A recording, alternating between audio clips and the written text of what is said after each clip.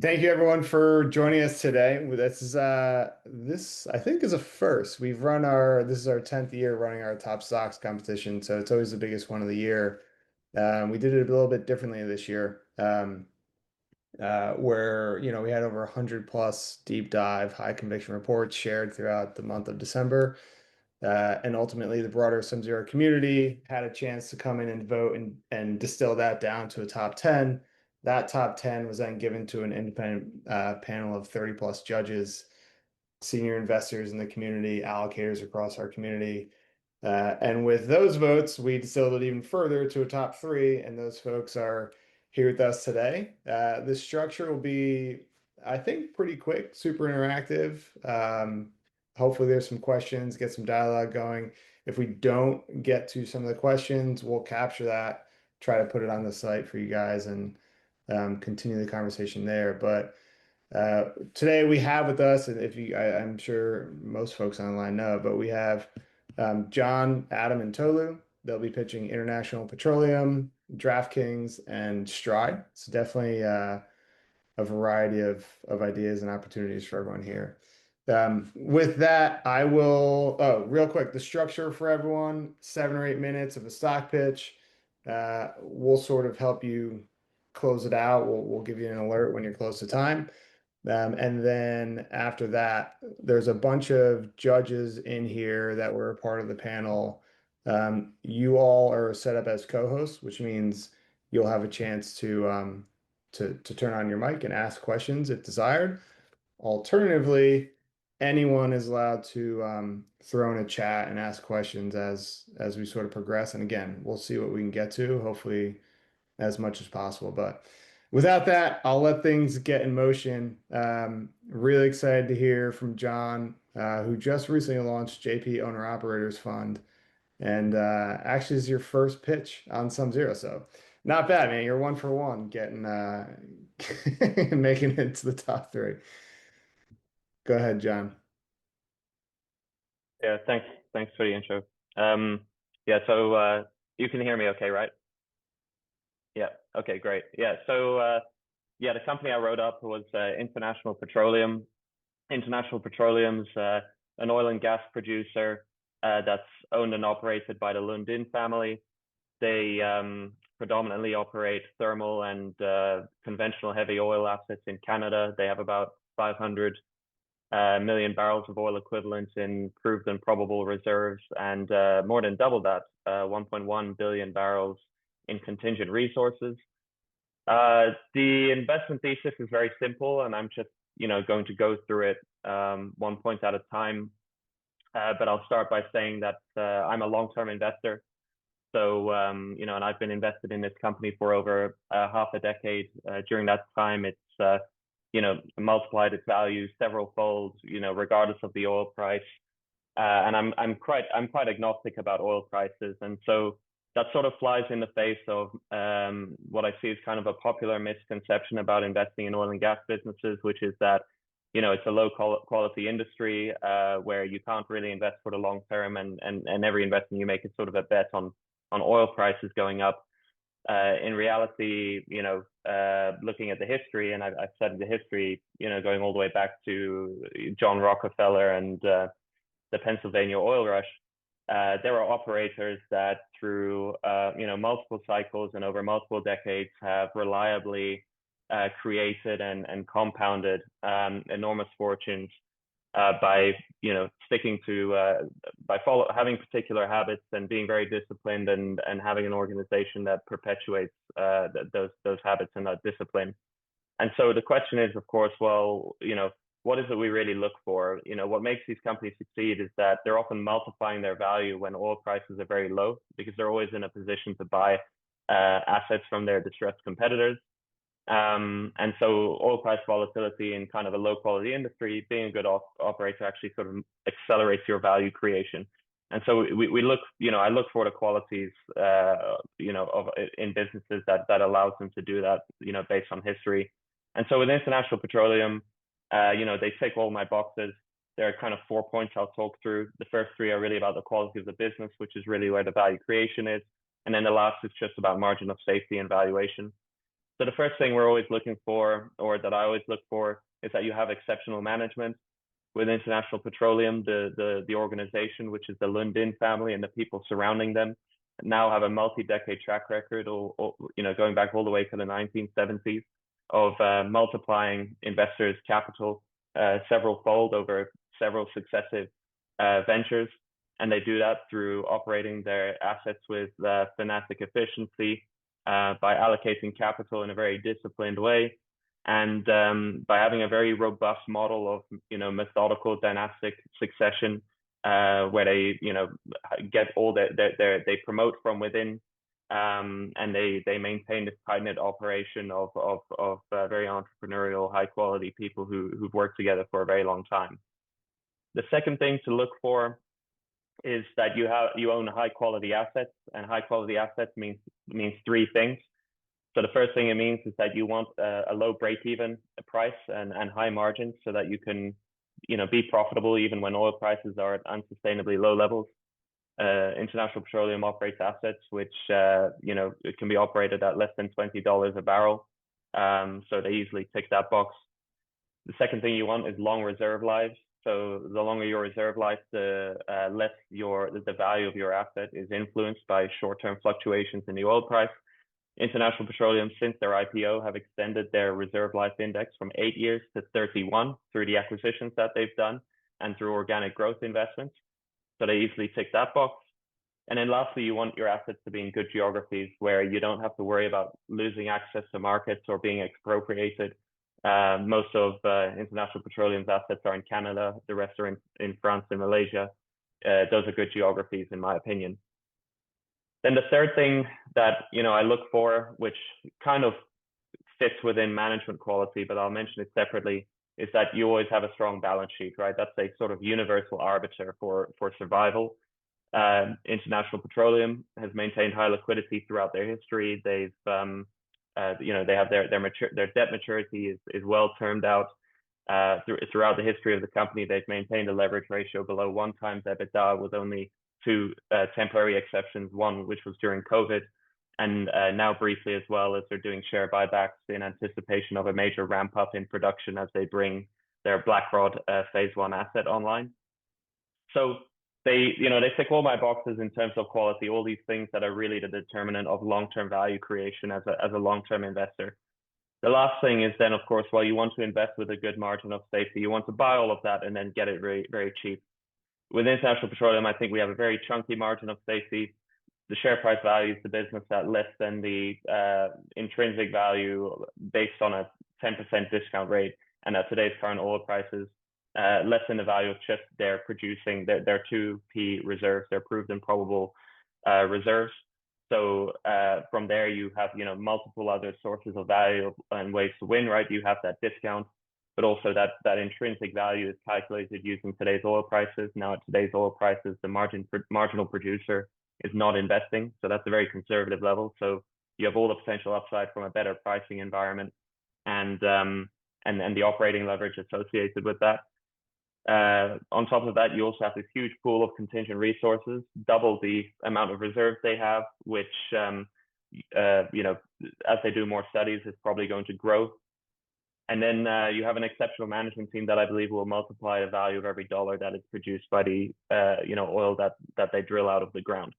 So many ways to continue winning, even though it's done really well over the last several years. I think it looks just as attractive as when I first invested, pretty much.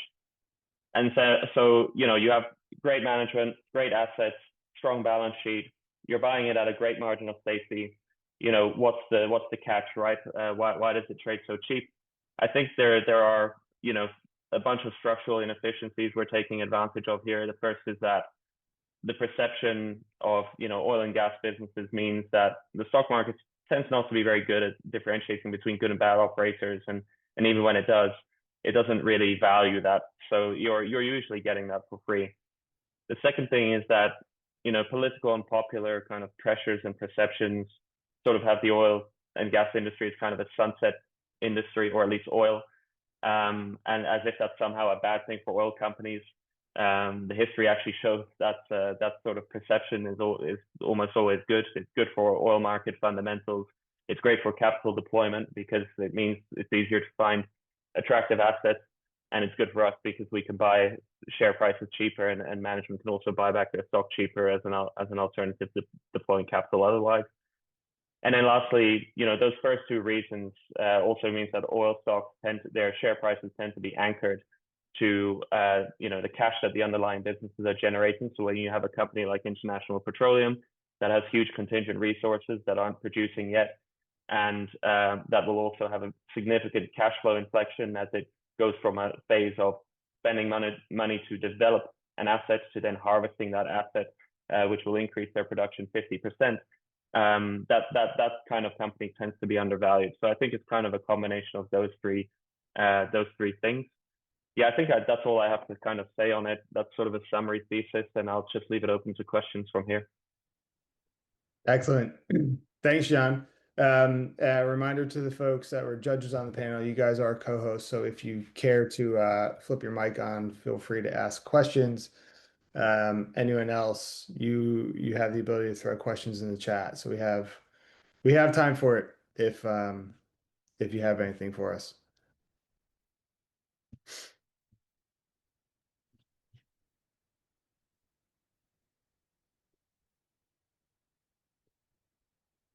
Hey, I would like to ask a question. John, thanks for that pitch. I'm Luis from LRN Hi. Capital. I wanted to ask you what % of the export of the sales are exported to the US market, and how will oil coming from Venezuela may impact their pricing in the coming years, John? Hi. Yeah. So the majority is exported to the US. But Canada has been diversifying its egress options. So they recently had the Trans Mountain Pipeline expansion, and they're also upgrading port facilities so they can export more oil overseas. But predominantly, most of it does go to the US, and it's bought by or imported to refineries which are specifically designed to process Canadian heavy crude. So Canadian heavy oil is a key strategic source of energy for the US. Venezuela, yeah. So look, I think it's very early days, right? And the situation is hardly stable. Donald Trump can say and wants whatever he wants, but building up production in Venezuela would take up a lot of time and expense, and it's hard to see how oil companies are going to be particularly excited about doing that when WTI is trading at $60 a barrel. So yeah, I think that's something that and ultimately as well, there's only so much. Oil is ultimately a global market. Venezuela, even if they ramp up production, will be a small component of global supply. Canada is, diversifying its egress opportunities, so it's not something that I particularly worry about now. But yeah, we'll have to see how things work out. Okay, thanks, John, for your feedback.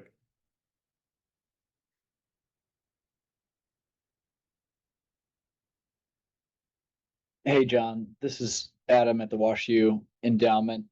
You mentioned the quality of the management team. I'd be curious in your perspective, looking at businesses in this industry, like what are the key things you're looking for that gives you that confidence? And maybe more importantly, it feels like this is a sector where good capital allocation is not defined by the good things you do, but by not doing dumb things. And so maybe you could just talk through your framework in this sector specifically for management quality. Yeah, thanks, Adam. So, my framework or approach to management is the same for any industry. Of course, every industry has its nuances, which just means that I look through the same framework in the interest of, but judge each component slightly differently. So I think with management there are three things I always look at. The first is their strategy and execution. The second is capital allocation, and the third is their people and incentives, their human resources, their ability to attract and retain good people around them. So strategy and execution, in oil and gas, to be a good operator, you need to, run your assets with a high degree of efficiency. Now, I could talk about the sort of Lundin family going back, much further, but let's just stick to International Petroleum. They've operated their assets, with a very low cost, with very high uptime. They've never really underperformed any guidance or forecasts they've put out, except when events were completely outside of their control. Every major project they've engaged in has been on time or on budget, or even ahead of time and budget.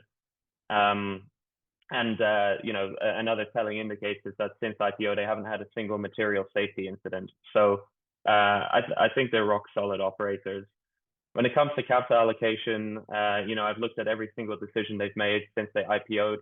I probably won't talk through each one of them. I've kind of detailed them all in my write-up, but a few key ones to mention are, when they first IPO'd, they bought back a 20% stake in their own business from Statoil, which was sort of an opportunistic way for taking advantage of Statoil wanting to exit. They did two major acquisitions, both involving assets that were either owned by an over-leveraged owner, or where there were huge contingent resources, but they weren't very sort of cash flow productive. And so the company was able to take advantage of that and then get into them at very cheap prices. When oil prices were low and their shares were trading very low, they got very aggressive on share buybacks. There are many decisions that, just one after the other, really show excellent capital allocation. And exactly as you say, it's also about what you not do. So what they don't do is they don't lever up at the peak of the cycle. In fact, at the peak of the cycle, 2022, they did lever up. They borrowed money, but they didn't use it. They just kept it on the balance sheet, and they said, no, we're accumulating cash because this is a great time to basically borrow cheaply, but that doesn't mean we're actually going to lever up the business. Net debt was still the same. And then lastly, on kind of the people in the organization. So, as I said, management successions or transitions in the business have all been internal. So even the people that have left International Petroleum and been replaced have either they've retired, like Mike Nicholson, the previous CEO, or like Daniel Fitzgerald, the previous COO, he became COO of Lundin Energy. So, it's a group of people who, they keep it all internal so that they can maintain the same, culture of discipline and excellence. And you see that with every management move within the business. So yeah, hope that answers your question. Very helpful. Thank you.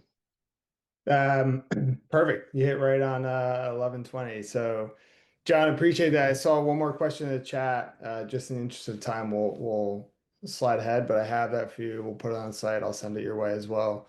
To everyone on the line, also, I should mention, I think you know this, but John, Tolu, and Adam all have their funds set up on SumZero Cap Intro program. You can find them there. Obviously, reach out to me if you want to chat with them directly as well. We're happy to connect. Great job, John. Appreciate it. We will slide 1 minute. I'll slide Tolu into play.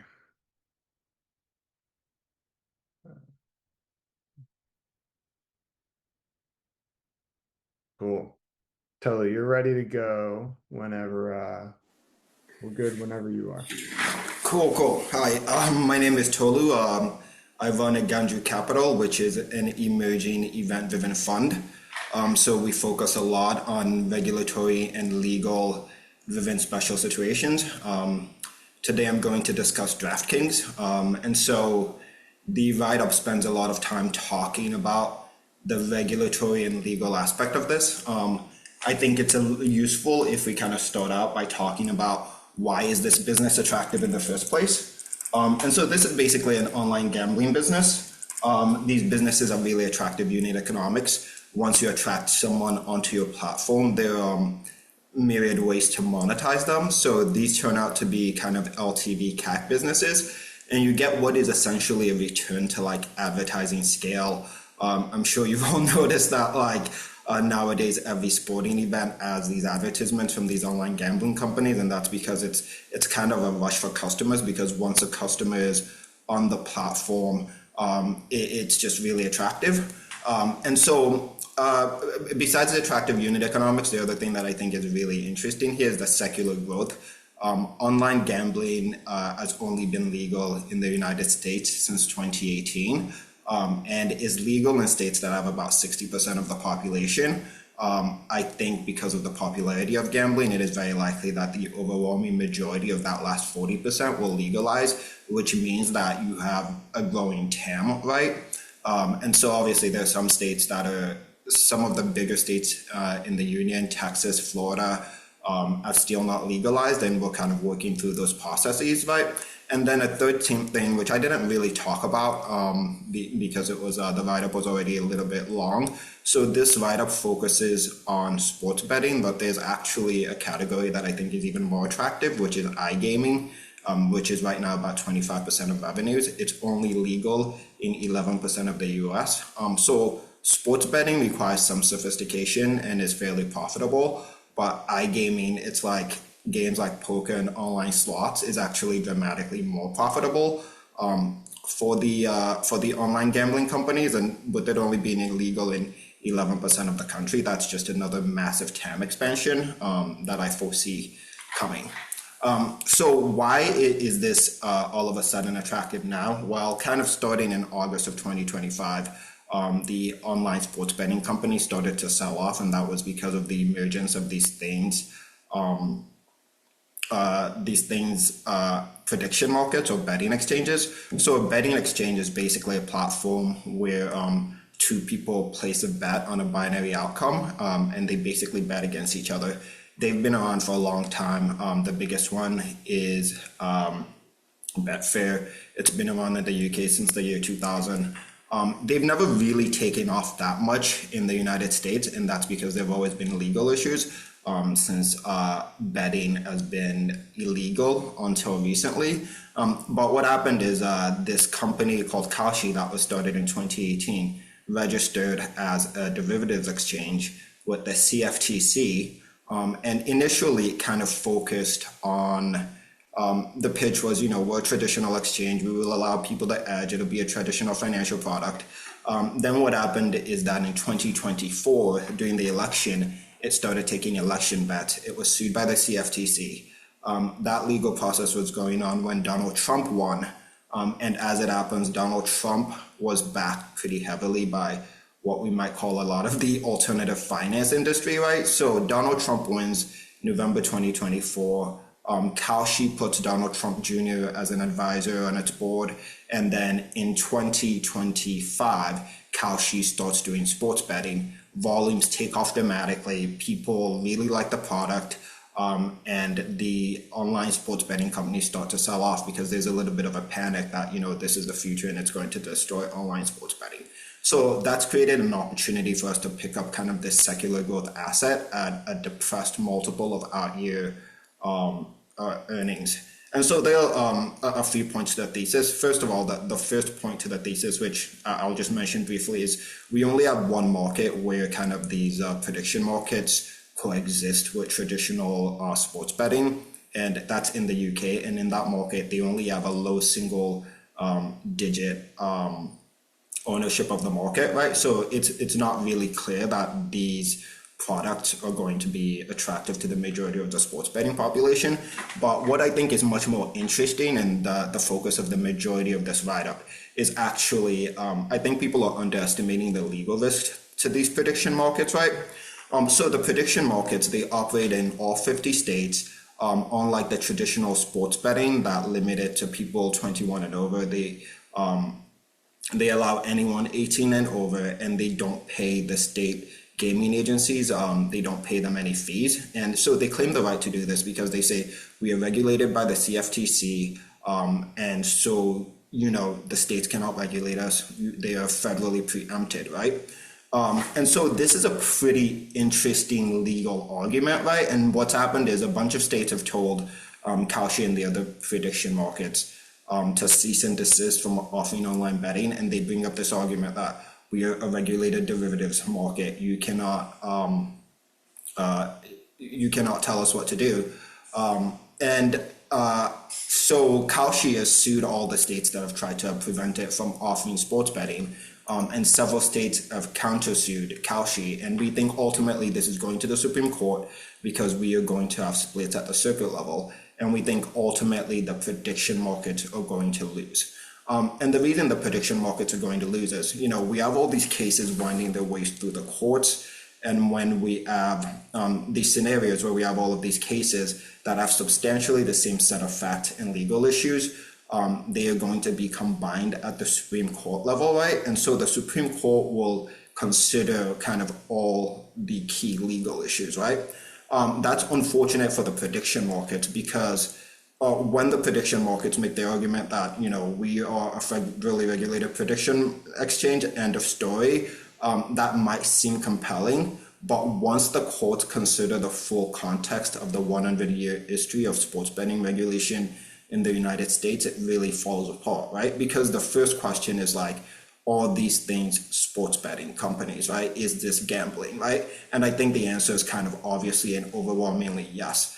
And then once you consider that this is in fact gambling, it really comes into tension with basically 100 years of legal history, right? Because then you have to ask the question, okay, like why is this suddenly legal? And they claim their legal basis basically from the Dodd-Frank law that was passed in 2010 after the financial crisis, and from the CEA that authorizes the CFTC. The problem is that the Dodd-Frank law had nothing whatsoever to do with sports betting, right? And so when you get to the Supreme Court will try to interpret congressional intent, and they will be like, well, it's obvious that based on all the laws that have been passed in the last 100 years, that Congress intended the states and Native American tribes to be able to legislate sports betting, but now you're claiming all of this authority to be able to allow sports betting based on a law that really had nothing to do with sports betting. The other thing that the Supreme Court will consider is that we have a very conservative court that is skeptical of the power of regulatory agencies. So then it will be like, okay, so Congress clearly did not really intend for these laws to regulate sports betting. So why are they legal now? And it's like, oh, well, this regulatory agency, the CFTC, believes they should be legal. The Supreme Court will be very averse to that logic, right? Because through a bunch of rulings recently, they basically asserted the fact that, Congress creates the laws, and we think there should be serious limits on the ability of regulatory agencies to interpret the laws. And then the final thing, which I've alluded to, is that the attempt by the prediction markets to sidestep both the states and the Native American tribes, it just goes against a lot of Supreme Court precedent, right? So in the 1980s, there was a law, the IRGA, that basically gave Native American tribes the ability to regulate sports betting, both on Native American lands, but also fairly broadly in compact with the states. And so even if you believe the prediction market's kind of federal preemption argument, it does not work against the IRGA and the Native American tribes, right? Because this is a federal law. This was created by Congress, and there's also this thing called the Statutes of Native American Construction, which basically is a legal principle that whenever the Native American tribes come into contact with federal law, the law must be interpreted broadly in favor of the tribes, right? So you can't assume that Congress took away a power from the tribe unless they explicitly took it away. And that's essentially if once you establish that what the prediction markets are doing is sports betting, they're essentially taking away this power from the tribes, which Congress did not explicitly take away from the tribes and give to the prediction markets. So, and I'll try to keep this brief. Obviously, the legal arguments can get very kind of technical and in-depth. But the bottom line is that, I think when this goes to the Supreme Court, it will ultimately end up unfavorably for the prediction markets. They will have to be folded back within the state regulatory framework. And so this is probably, we have 30 cases that I'm tracking now and more every day, kind of winding through the courts. I think we ultimately end up in the Supreme Court probably in 2028. But even before that, so what happened is essentially 2025 was a legal blitzkrieg by Kalshi, which the state's attorney generals did not really expect. And now we've kind of seen the opposition really kind of get their ducks in a row in terms of their legal strategy. So whereas Kalshi had a few legal victories early in 2025, we're increasingly seeing a reversal of legal momentum. And I think in 2026, we are actually likely to see the first few states manage to ban Kalshi in the prediction markets pending final rulings from the Supreme Court. And as we start to see that play out, I think, the panic that is in these stocks because of prediction markets will start to recede, and people will start to consider the fact that these things are not a major long-term threat. And then they will start to trade at more robust multiples of our EBITDA, and I think that presents an opportunity for DraftKings to more than double. Awesome. Thank you, Tolu. We went a few minutes long, but we do have a bunch of questions in the chat, and Laird is perhaps open to a question here too. So I'll let you jump in, Laird. Yeah, thanks. Tolu, I thought that was a good explanation on the prediction market piece. The other challenge the stocks had is around structural hold. So maybe talk a little bit about structural hold, your thoughts on why they've missed the last couple of quarters, and obviously missing on the structural hold also caused them to miss their EBITDA estimate. And so how are you getting confidence on that piece of the equation? So the old it has a little bit of kind of random volatility, right? So the last few quarters, the things they've said is that they've missed just because of the outcomes of a few major events. And so, there's some events that are really popular, like the NFL and specific NFL games. And if you have those things move against you in any given quarter, it can hurt your old, but also, so there's randomness, but also there's probably just like skill in terms of your ability to operate at a sports book. So it's possible that, so their argument is that it's been mostly random. You might think that there's a skill issue here. Honestly, that's not a thing I pay that much attention to. And the reason is because, I think it's difficult for me to really predict that on a short-term basis. So I think in terms of I basically just think in terms of the handle, and I'm thinking on a multi-year basis, right? Which is like, okay, so if we get a lot more people betting, I assume, over time, like these things, the fluctuations in old more or less, balance out. And so the main issue is just like, are we going to get the TAM expansion? That's going to give you kind of the multi-year growth. And then once that gets, and then, if that kind of balances over time, you get the EBITDA. So I don't really focus on kind of like those shorter term things, partially because there's no way for me to predict them. And there's no way for me to know if they're making mistakes as opposed to it is kind of randomness like they claim. Okay, thanks for your answer. I'm going to grab one more from the chat. This is from Clement. Have you estimated their customer acquisition costs versus lifetime customer value? Seems they spend quite a bit on ads and welcome bonuses, but the product is a bit of a commodity. You just find the platform with the best odds. So yes and no, right? This has been an argument, and for a little bit of insight, I was actually short these things for a while, based on a similar argument. What we've seen is that over time, so it is kind of like I said, it's an LTV versus CAC business. What we've seen over time, though, is that the business ends up being dominated by a few players, and that is because it does end up being kind of just like an advertising food fight. And so then the marginal players are pushed out of the market. So we've seen basically all kinds of players emerge to challenge in the space, right? Basically everyone that has, a live casino, has, invested some money in building out an online casino presence. And what we've seen over time is that it will simply not be profitable for the vast majority of players. And that kind of goes to this issue of like, essentially like advertising scale, right? So the first few platforms to become scaled then have the revenue to drive the advertising dollars that will continue to drive more players, right? And if you're an emerging entrant, you just have to lose so much money up front to allow you to penetrate the market. That we've seen, people emerge. There was like Penn, and they did this deal with like the Dave partner guys, I forget what they're called, but we've seen several of those people emerge and spend like billions and billions of dollars to try to break into the space and then just leave, right? So it is kind of a thing where you have this incumbent effect where you end up having a lower CAC than everyone else just because you're established and because you have the scale to dominate the advertising avenues. Awesome. So appreciate all the insight and answering those questions. There's a few more. We're going to put them on the site again, just in the interest of everybody's time. And we can obviously connect folks as well. I have notes taken. So thanks a lot, Tolu. Appreciate it. Up last and final is Adam Buckstein of ASB Capital. He'll be pitching Stride.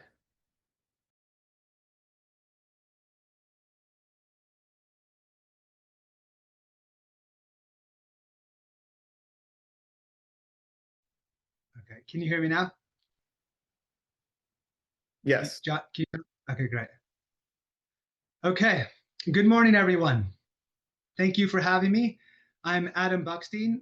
I launched ASB Partners 3.5 years ago. We currently manage around 23 million in assets and have compounded capital at a 21% net CAGR versus 18% for the S&P since inception. I'm also the largest investor in the fund.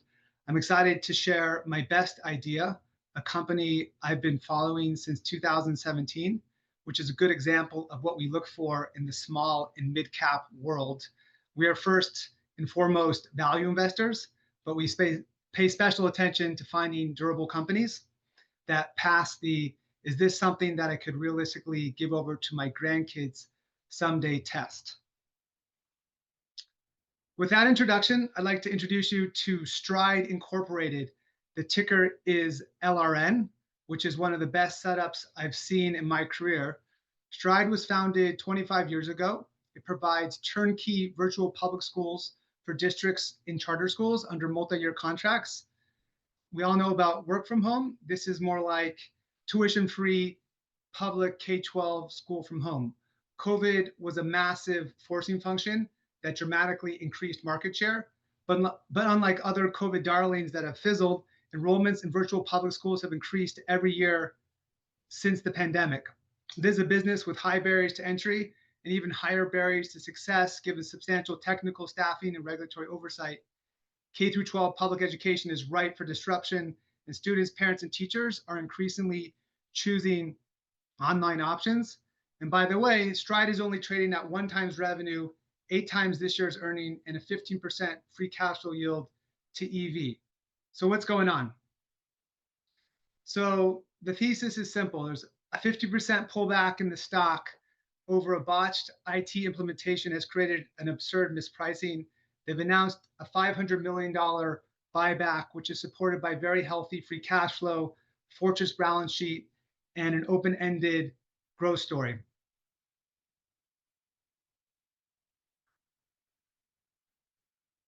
Okay, so let's get back to the story. So Stride's fiscal year follows the academic K-12 calendar, and they reported their fiscal year first quarter in late October of last year. This is the only earnings release each year that really matters because it determines the census for the remainder of the year. Revenue per pupil is fixed at $9,000 to $10,000 per student, depending on the state, resulting in a very predictable revenue stream. During the summer, however, Stride implemented a system-wide upgrade to their technology stack. And when they rolled it out in late summer and the fall, it was glitchy, resulting in 10,000 to 15,000 fewer enrollments than expected. Once again, validating the old Wall Street maxim, short the technology implementation. The company still guided for 5% full-year growth in revenue and operating income, but the market went into full panic mode, and the company lost $3 billion in market cap in the subsequent trading. Even the announcement of a $500 million buyback the following week, which represents 20% of the shares outstanding, has done little for the stock price. So what's going on? It seems very overdone. Based on conversations we've had with management and other market participants, we suspect that there was a confluence of technical factors, tax loss selling, momentum reversal, and some unwinding of hedging around their convertible note. But the sheer magnitude of the decline suggests something deeper, and we've identified two misunderstandings that are causing the excessive and unwarranted pessimism. First, the market has lumped Stride together with other for-profit ed tech companies and community colleges, which once again have fallen into the crosshairs of regulators and short sellers. As a sector, the for-profit education sector witnessed a dramatic sell-off in Q4 of 2025, which is coincidentally when Stride first reported their IT issues. The market has incorrectly conflated what is going on with the broader for-profit sector and unique idiosyncratic and very fixable issues at Stride. Second, the revenue guidance they gave for fiscal year 26 was confusing. It fed the narrative that they would be hemorrhaging students throughout the year, when in fact, their guidance implied flat enrollment from the count date in September, which was still up 11%. In Q1 last year was a breakout year, with enrollments growing throughout the school year, creating very difficult comparisons.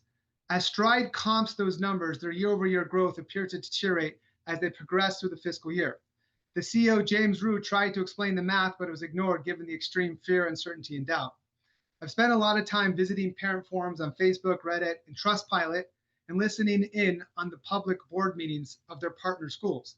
The issues with the new learning management system, LMS, are real but fixable. Based upon the stock price, you would think the business was imploding. In reality, this was a necessary technical upgrade because Stride has doubled their enrollment over the last 5 years.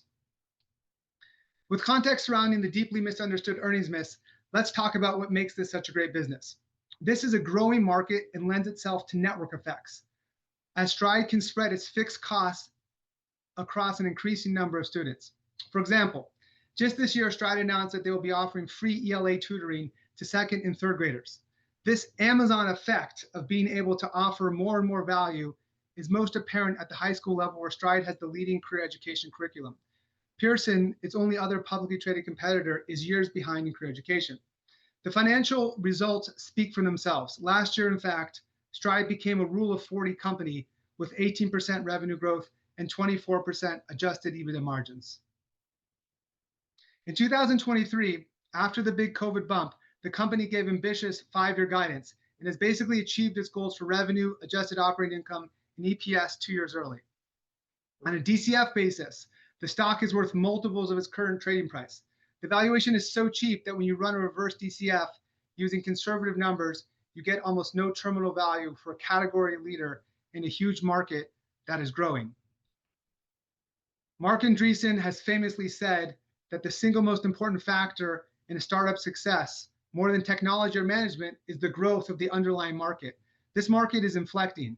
In Texas, for example, which is one of Stride's biggest states, virtual public enrollments have 10x'd in the last 10 years and are expected to double again by 2028. For the reasons discussed above, we believe the market is totally mispriced Stride. When you have a huge TAM, category leader that has scale advantages that can grow with very limited incremental capital, you have a winner, and you're getting it for an absurd price.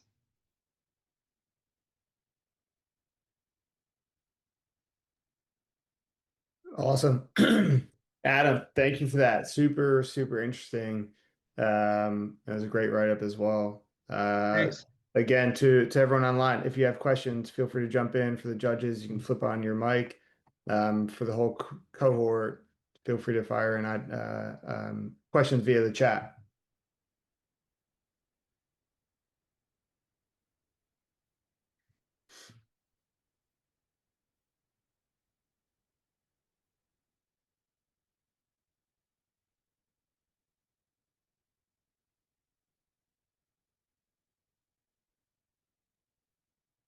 Here we go. Okay, first question.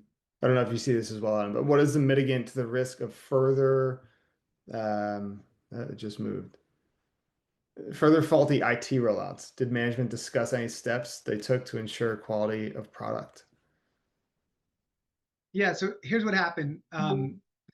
They've been around for 25 years, and they've been using their own proprietary LMS system. There's also something called a student information system, which deals with the onboarding. And because of the growth that they've experienced, they decided to it was an upgrade, and they upgraded their systems. They bought this off-the-shelf LMS called Canvas, which is it's like the best LMS in North America. But there were some integration issues. They also they also started using this program called Power School, which basically helps with the onboarding. Long story short, they did pilot tests, everything. They kind of fumbled it. I mean, it's not as bad as the stock price would suggest. Like the schools are still functioning. It just created a lot of friction, especially in the enrollment season in early August. And so that's the reason why they missed their expectations. But I'm very confident that, they're not like, it's not like they're inventing like a new technology, like they're using off the shelf technology and like they'll iron it out. Got it. Two more questions that just popped up. What's your assessment of the ghost student allegations? And then speaking of ghosts, what are the possible effects from AI? Okay, great question. So the whole ghost student issue is an important one. I had a slide about how Stride is getting lumped together and tarred with the same brush as the other for-profit education companies. So just by way of background, this whole ghost student issue, it's really only an issue at the college and community college level. And basically what's happening, I mean, Bleecker Street came out with a short report in November about this, that basically what happens is that when you get Title IV funding, the government will, pay for the tuition, let's say it's $10,000, and then they'll also give a stipend of like $2,000 in cash, like free and clear for living expenses. So crime syndicates have come along and they have this incredible incentive to enroll students into these universities, and it's called stipend skimming. The difference is with K through 12, there is no stipend. There's no Department of Education. There's no Title IV. It all comes through the state, and the money all goes directly to the school. So the ghost student issue is not an issue at all. But I think people that aren't familiar, they just, they kind of read the headlines and they think, oh, this must be what's going on. Doesn't exist at at the K-12 level. And how do you think, in terms of AI and how that might affect the thesis? And also another one popped up. What about student outcomes in virtual schools, including academics and social development? Are these material risks to Stride's go forward growth? Yeah, I think about this a lot because how could you not? AI is clearly going to change education over the next couple of years, even if it hasn't done a lot yet. I heard a line from the economist Tyler Cowen recently. He said, his point was that AI is probably not going to take your job, but a human that knows how to use AI better than you do is going to take your job. So I think the same applies in education. The stakes are very high. A person's children and their education is like the most important thing, besides your health. Children's education is extremely important. I feel like AI is going to just make the experience that much better and is going to make the outcomes better. You're still going to want to have a teacher, an administrator. Stride provides all that, the entire overlay. There's even like graduation, even though this is virtual, it still has the look and feel of a school that like we all grew up in. And I think that's important, especially because the parents in the lower grades are the decision makers. So they're going to want to have something that looks and feels like a school. And so I can't imagine that AI would like totally, replace this. It's probably just going to make the product much better.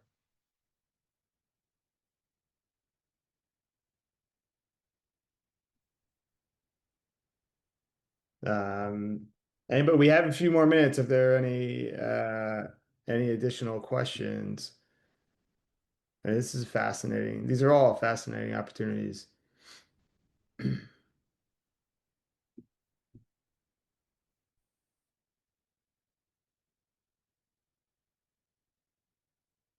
Yeah.